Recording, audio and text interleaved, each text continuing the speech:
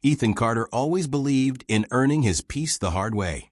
A decorated military veteran who now served as a dedicated city official, he found solace in the sanctuary of his suburban home, a meticulously restored colonial that had witnessed his triumphs and quiet moments alike.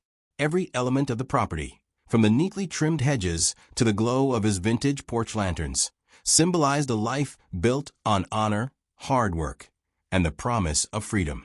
His weekends were spent tinkering in a garage filled with classic cars, a passion that reminded him of the beauty in perseverance and craftsmanship.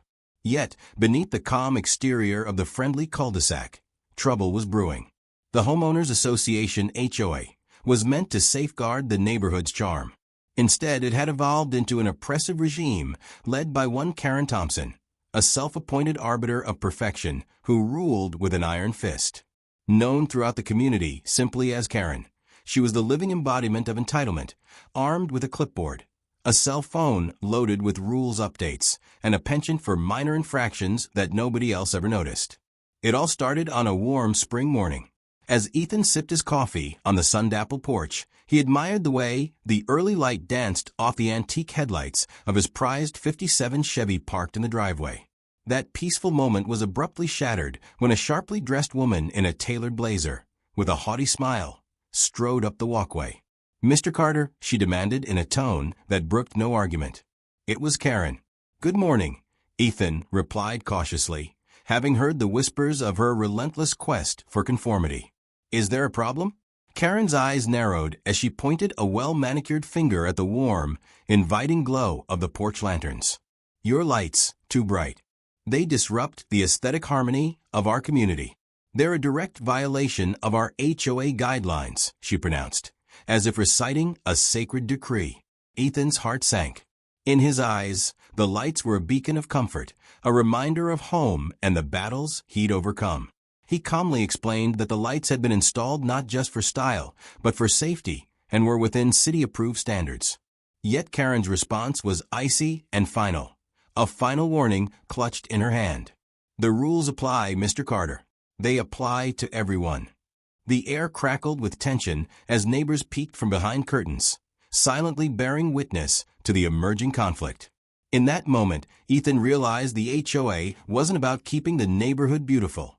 It was about control. Every rule, every fine, and every arbitrary decision was designed to subdue homeowners and stifle individual expression.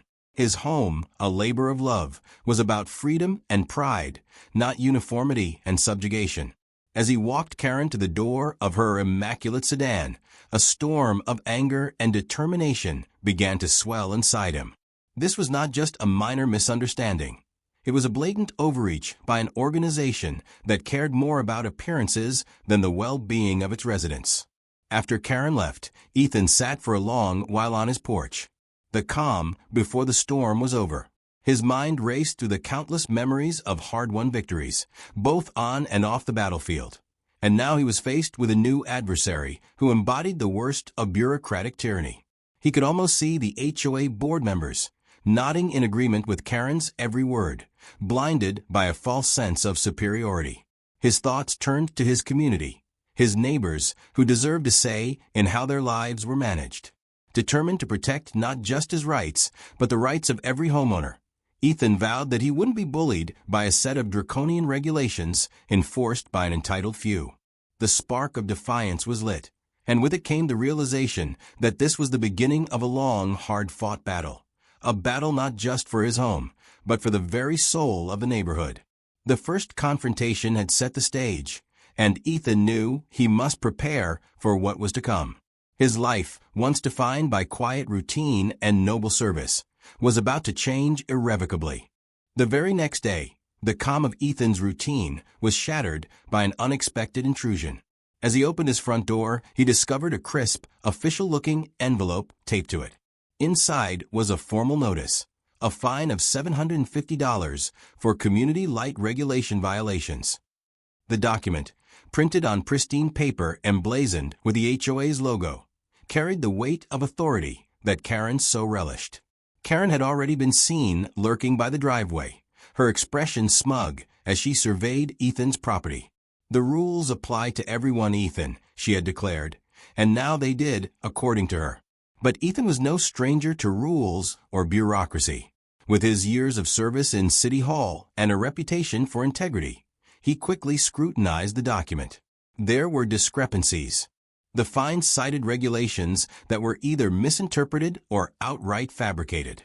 Unwilling to accept the arbitrary punishment, Ethan prepared a measured response. He contacted the local zoning office and requested clarification on the so-called violation. When the phone rang through to his department's legal team, he made it clear that he was not intimidated by the HOA's tactics. "I assure you, these lights comply with all city and county safety codes," he said calmly. "I expect an impartial review, not the bullying tactics of an overzealous board." Meanwhile, Karen was not idle. With a clipboard in one hand and a disdainful sneer permanently fixed on her face, she began orchestrating what she considered to be maintaining order. Later that afternoon, a duo of stern-faced inspectors arrived at Ethan's doorstep, clipboard in hand. They asked probing questions about every minor detail, from the color of the flower beds to the exact positioning of the antique mailbox. It soon became apparent that Karen's influence had reached far beyond the official fine. Anonymous complaints, likely spurred by Karen's whisper campaign among the residents, were now in the hands of the city.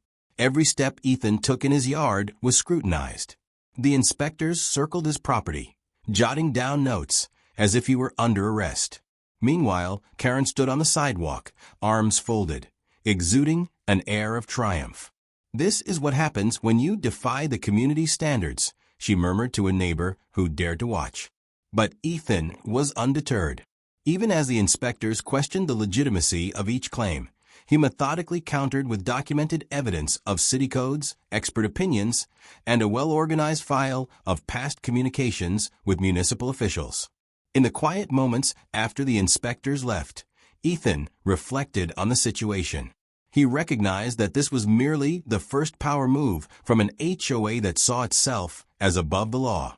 The fine wasn't about safety or decorum, it was about control, about instilling fear in any homeowner who dared to question the status quo. Karen's smug assurance only deepened his resolve. He understood that every action taken by the HOA was a precursor to further abuses of power. That evening, as Ethan sat at his kitchen table with a steaming cup of coffee, he began drafting his formal rebuttal. His fingers moved swiftly over the keyboard as he compiled his arguments, citing local ordinances and municipal rulings that clearly invalidated Karen's baseless claims. He planned to file a formal complaint with the zoning board, a move that would expose the arbitrary nature of the fine. His mind was already racing ahead. This was not merely about a fine, but about the creeping authoritarianism that had seeped into every corner of the neighborhood. At the same time, Karen continued her crusade. Unbeknownst to Ethan, she was coordinating with a handful of like-minded board members who relished every opportunity to assert their control. Their messages, filled with legal jargon and references to obscure community guidelines, were circulated among the board like sacred texts. In Karen's eyes, the HOA was an extension of her own will, and any homeowner who resisted was destined to be punished severely. By the end of the day, the seeds of a bitter feud had been sown. Ethan knew that his resistance would only fuel the HOA's determination to enforce their vision of order by any means necessary. As night fell, the fine lay like an unwanted scar on his otherwise peaceful existence, a stark reminder that the battle for freedom in his community was only just beginning. In the weeks that followed, what began as a simple dispute over porch lights rapidly spiraled into a full-blown confrontation. Karen's tactics grew increasingly audacious. It wasn't long before she began levying false violations against Ethan, a laundry list of imagined infractions that defied common sense.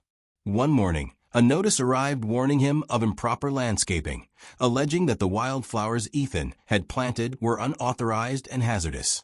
Another time, he found a document accusing him of exterior structural modifications when he had merely replaced an aging mailbox. With each new complaint, Ethan felt the noose of bureaucracy tightening around him. But instead of cowering, he resolved to fight back. Late one night, after meticulously rereading every HOA document he could find, he discovered disturbing irregularities. Several of the board's decisions were made without proper quorum or consultation with legal experts, and some fines were levied without a traceable record of the alleged violations. Suspicion gnawed at him. Could this be a case of blatant corruption?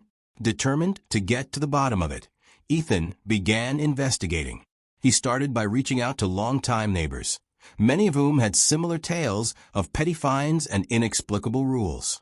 In hushed conversations over backyard fences, he learned that many residents suspected that Karen was using the HOA funds for her personal expenses. One neighbor confided that she had seen Karen pocketing cash during a meeting, while another mentioned how fines mysteriously disappeared from the association's accounts after her enthusiastic proposals.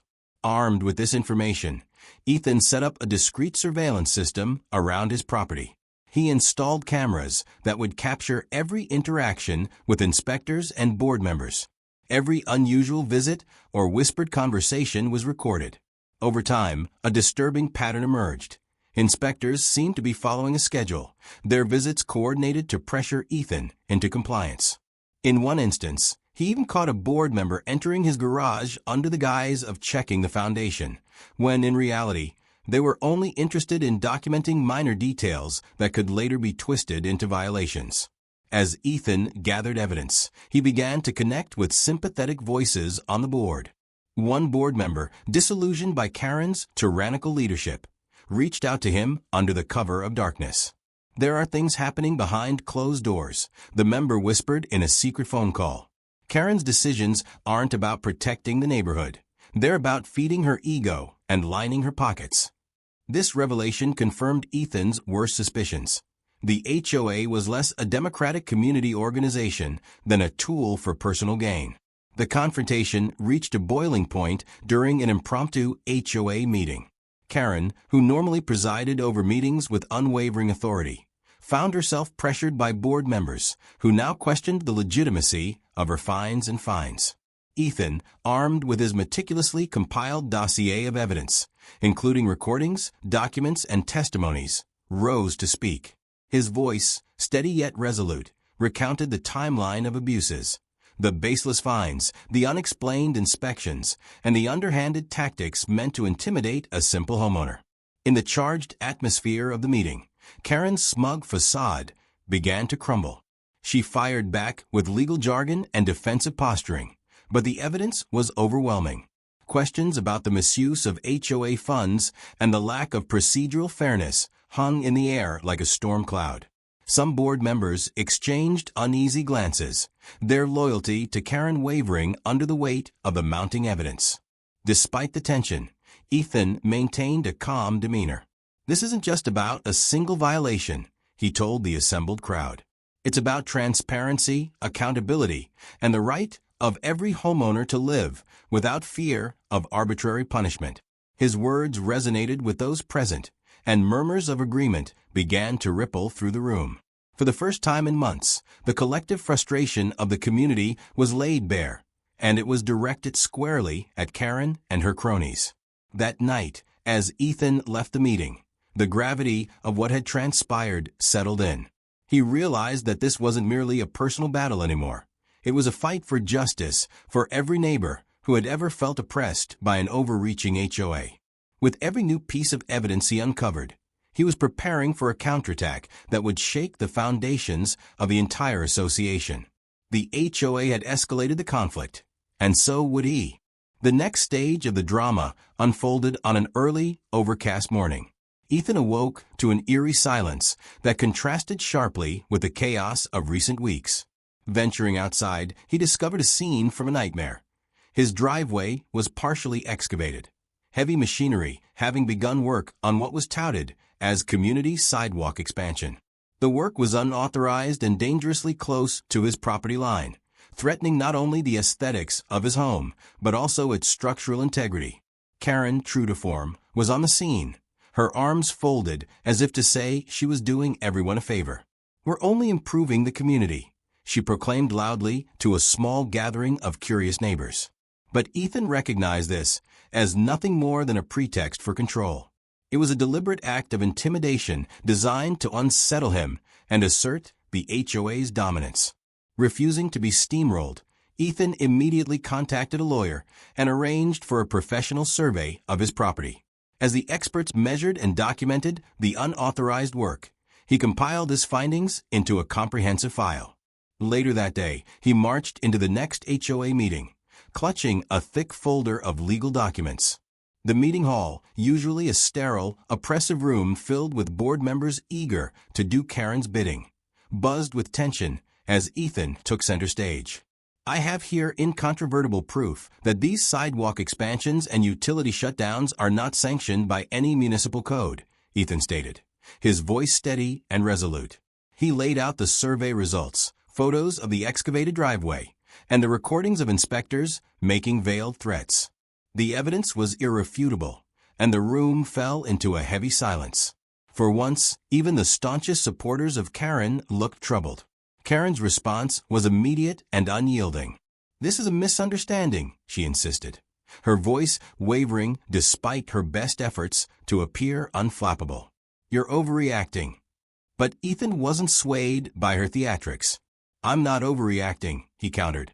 "I'm standing up for my rights and the rights of every homeowner in this community." His words ignited a spark among the neighbors, many of whom had long suffered in silence, as Karen's authoritarian measures chipped away at their quality of life.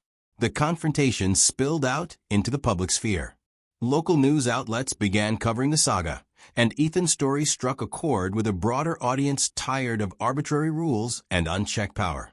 Social media buzzed with a hashtag #StandWithEthan, and soon, more homeowners joined him in challenging the HOA's overreach. Legal petitions were circulated, and a group of residents banded together to form a committee dedicated to transparency and reform. Meanwhile, Karen's tactics escalated further. In a bid to regain control, she resorted to extreme measures, towing away vehicles parked outside her own office building and threatening to cut off essential utilities to any property that didn't comply fully with community standards. But every aggressive move only widened the rift between her and the community. Ethan, who had become a beacon of hope for those feeling oppressed, organized a public forum at the local community center.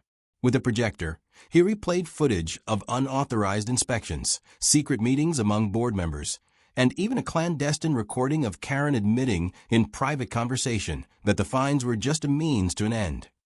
The room erupted in outrage.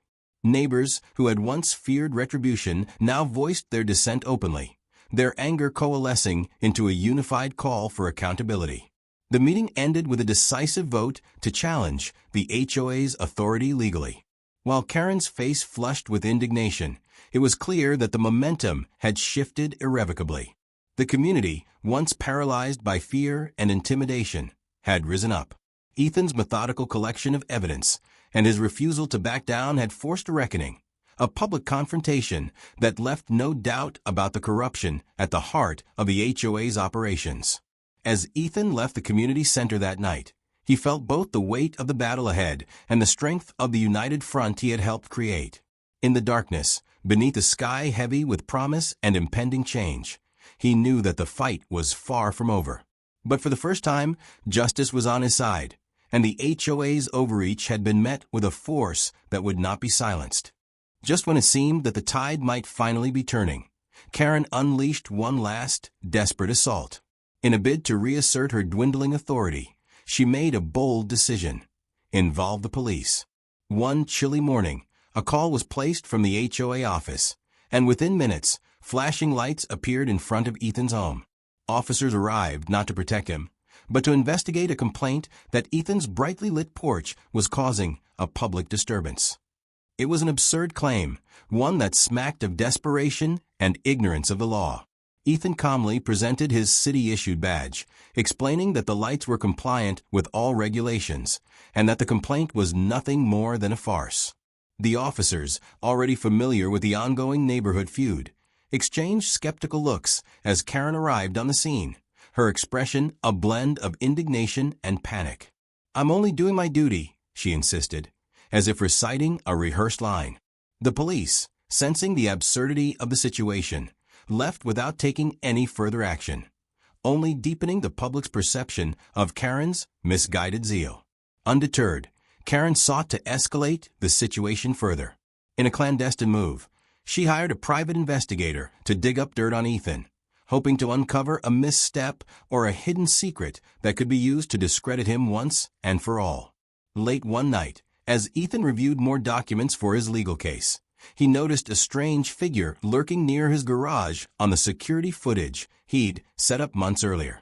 The grainy video showed a man attempting to force his way into Ethan's garage under the pretense of inspection, though it was clear that no legitimate business was being conducted. Ethan immediately alerted his lawyer and shared the evidence with a group of concerned neighbors. When the footage was played at the next HOA meeting, the room fell silent in disbelief. Karen's attempt to spy on him had backfired spectacularly, exposing her willingness to break the law to maintain her grip on power. As murmurs of outrage filled the room, Ethan calmly recounted how the evidence showed a clear violation of privacy and trust. "This isn't just about lights or sidewalks," he said. "This is about a complete abuse of power, a betrayal of the community's trust."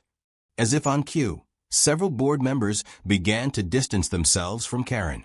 Their once unwavering support now wavered in the face of undeniable proof of her misconduct.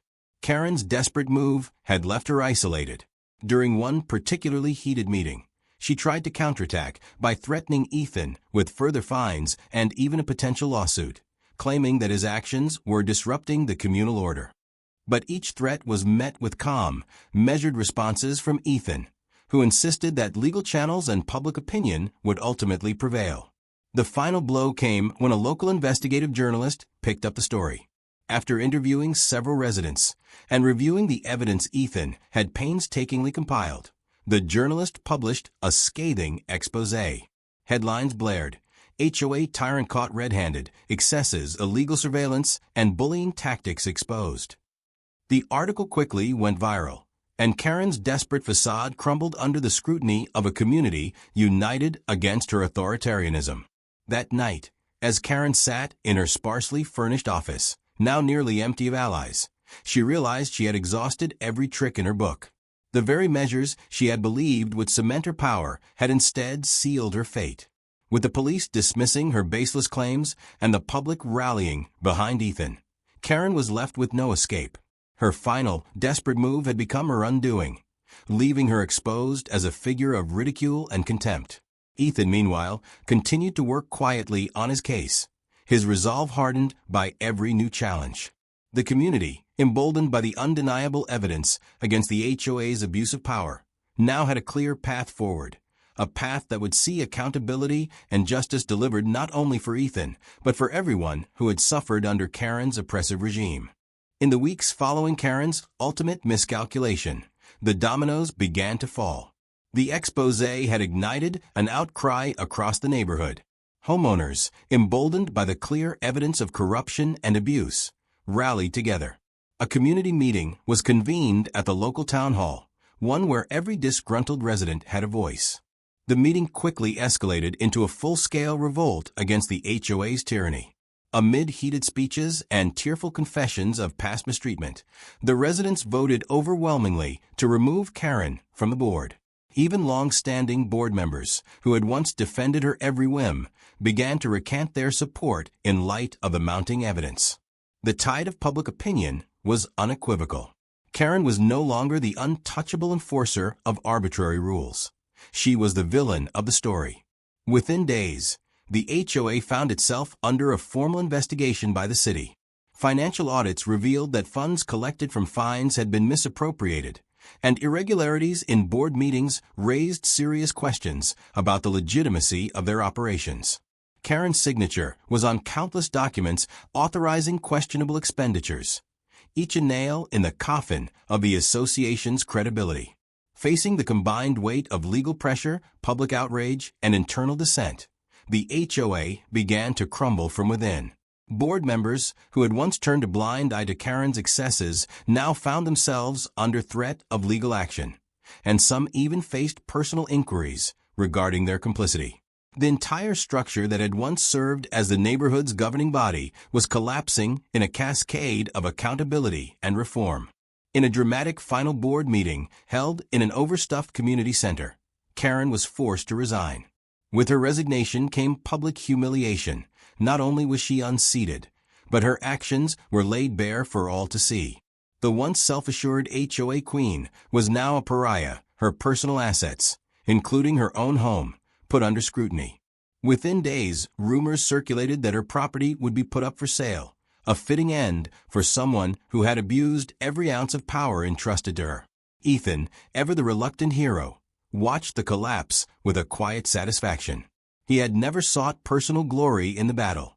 His fight had always been about justice and the collective rights of the community. Now, as neighbors celebrated their newfound freedom with impromptu block parties and gatherings in the streets, Ethan sat back on his porch, a symbolic return to the life he had always cherished. His eyes, however, carried the weight of a hard-won victory and the scars of a long battle. The HOA's downfall marked not only a personal triumph for Ethan, but a turning point for the entire neighborhood. New leadership was elected, one that promised transparency, accountability, and above all, respect for the individual. The community funds were audited, new bylaws established, and a class action lawsuit was prepared against those responsible for the abuse of power. Karen's fall from grace was as complete as it was public. Invitations to neighborhood events dried up, her phone remained silent, and her once commanding presence was replaced by a pitiful echo of what had been. The narrative was clear. The days of arbitrary rule and entitled behavior were over. As Ethan sipped his coffee on that sunlit porch one crisp morning, he allowed himself a small, satisfied smile. Justice had prevailed, and the neighborhood was free at last from the tyranny of a single, misguided individual.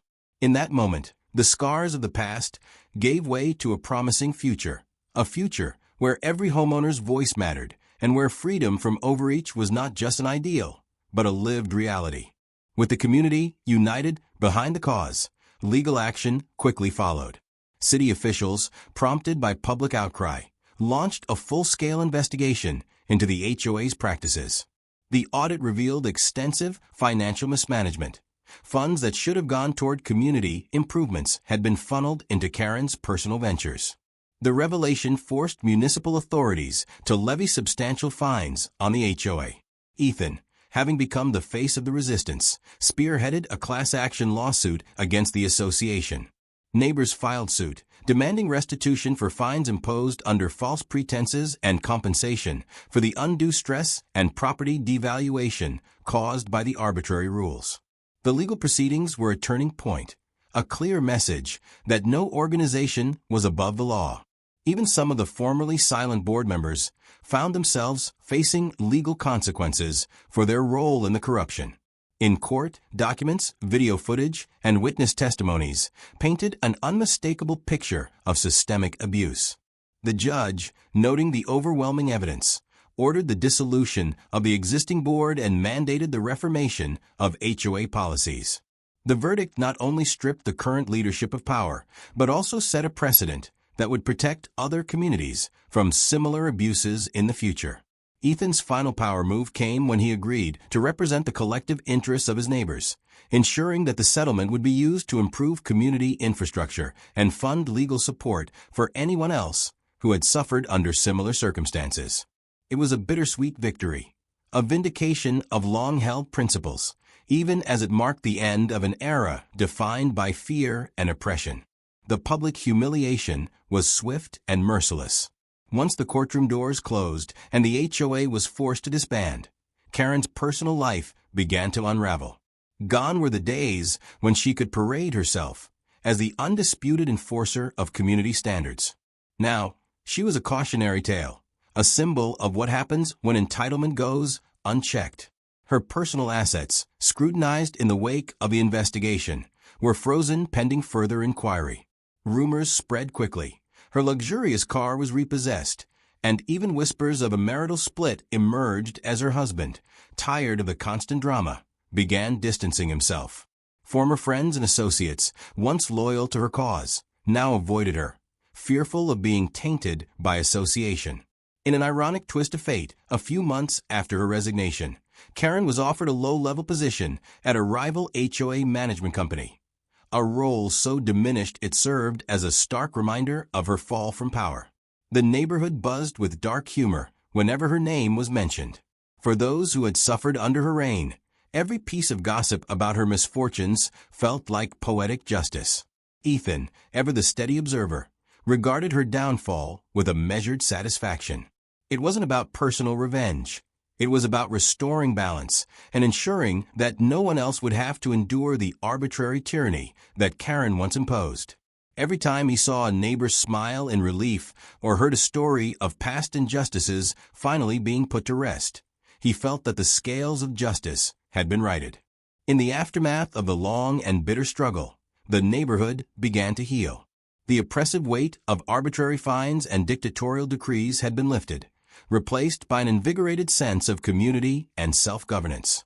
Neighbors gathered on porches and in front yards, sharing stories of resilience and laughing about the absurdity of days gone by.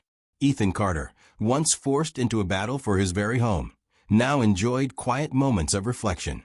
Sitting on his familiar porch, the warm glow of his vintage lanterns mingling with the soft hues of a setting sun, he watched as children played on freshly repaired sidewalks and neighbors exchanged friendly greetings. There was a new energy, a collective commitment to ensuring that every voice would be heard. During one impromptu block party, a resident jokingly handed Ethan a mock HOA violation notice for having excessively welcoming porch lights. The entire crowd burst into laughter, a final, irreverent nod to the days when fear had reigned. Ethan's smile was quiet but triumphant. He had not only defended his home, but had ignited a movement that reclaimed the neighborhood's right to self-determination. In that final lingering moment, as dusk turned the sky to shades of violet and gold, Ethan's thoughts were clear. Justice was served, and the community was finally free. The mic drop moment wasn't just a single line or a dramatic gesture. It was embodied in every smile, every shared laugh, and every reclaimed corner of the neighborhood that now belonged to its people.